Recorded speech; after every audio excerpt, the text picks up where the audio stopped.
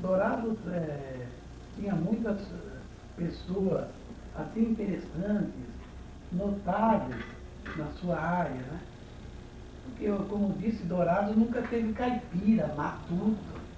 Todo mundo aqui veio de São Paulo, veio do Rio, veio do Norte, veio do Sul.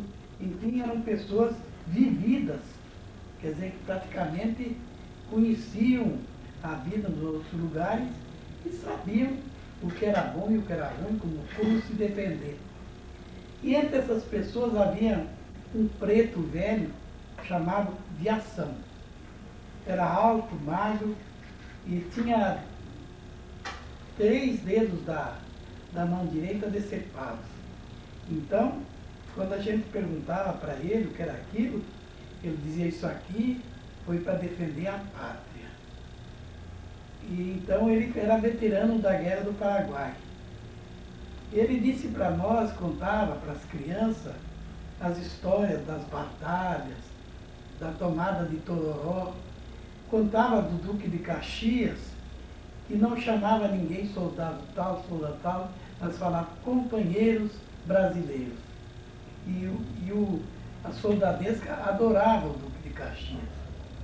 Pois bem, então ele teve em várias batalhas, e aí ele cortou esses dedos e ficou de quarentena numa fazenda em Jardim. De lá ele veio com a tropa e esteve na célebre batalha de Cerro Corá, perto de Ponta Porã, onde o general Solano Lopes, presidente do Paraguai, foi morto por um brasileiro. Ele então assistiu praticamente à morte do Lopes e contava aquilo com orgulho. Diz que era um homem muito valente, morreu como um herói. E o Viação então era a alegria da gurizada, porque ele tomava umas pinguinhas e ficava alegre.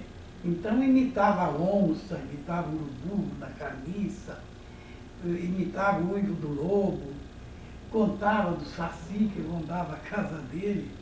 Enfim, era aquela alegria quando o Viação aparecia. E o coronel João Vicente Ferreira, que tinha sido depois o primeiro prefeito de Dourados, era um fazendeiro muito bom, tudo deu para a Viação uma égua. E essa égua deu cria, então a Viação vinha magrinho, de pé descalço, ele sempre andava, não andava com calçado, aquelas calças arrastando no chão, e um ponche vermelho, que nós chamávamos aqui de puitã. Puitã quer dizer vermelho em Guarani. Então vinha com um puitãozinho verde surrado e chegava com a bolsinha na garupa, onde ele trazia mandioca, jaracatiá, banana, e ele plantava pêssego. Então trazia pêssego para vender. Vendia essas coisas a troco de açúcar, fumo e sal e pano para fazer roupa.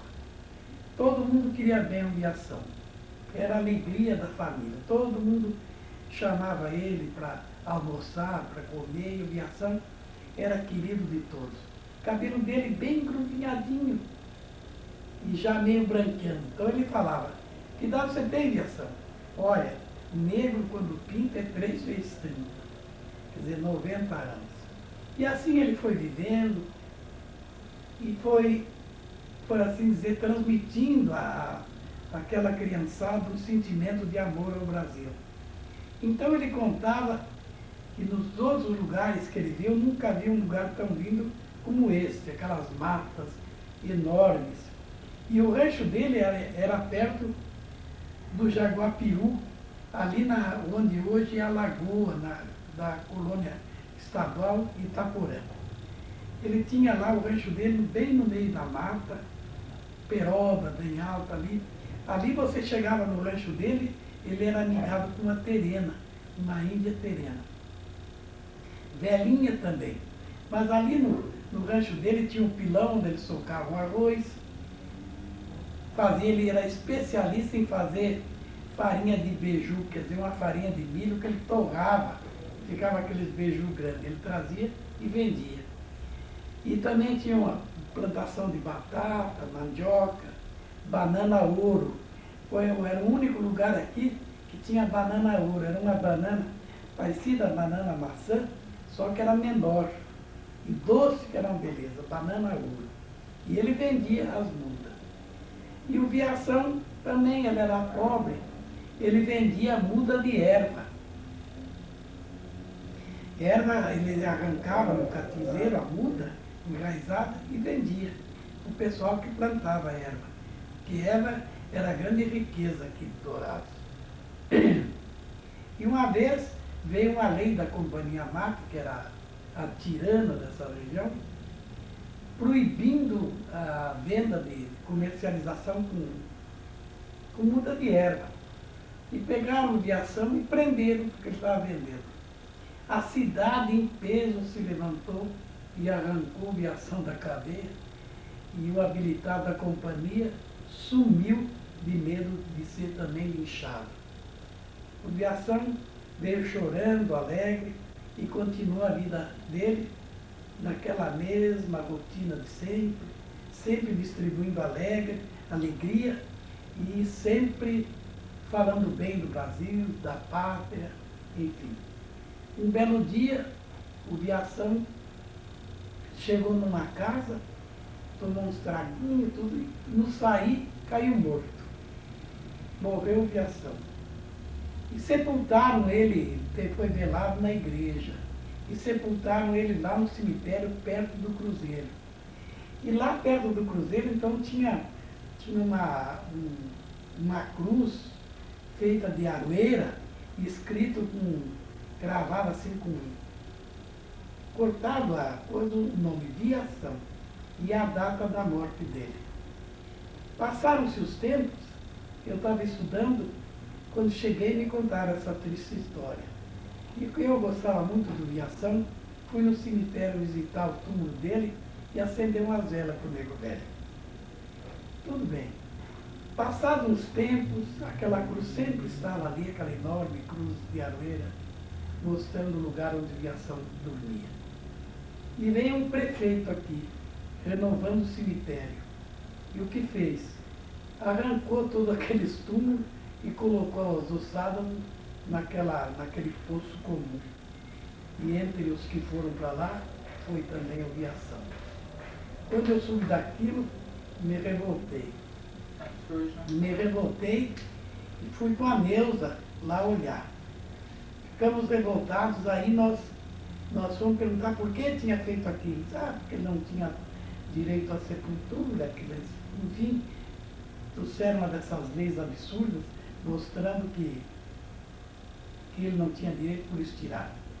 Então eu pensei, Dourados, que era tão rica, não tinha nada para dar ao pobre, nem no dia da morte dele, até o túmulo violado.